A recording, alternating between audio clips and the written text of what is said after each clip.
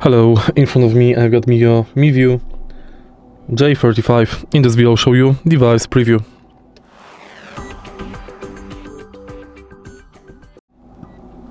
In the beginning, take a look at the front of the device. Right here we've got the lens and the microphone. At the bottom we can find adhesive sticker. At the back we can find model number, QR code for downloading app.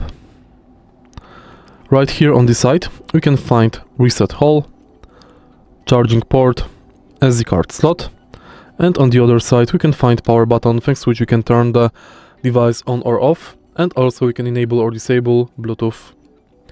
If you find this video helpful, please leave like, comment and subscribe.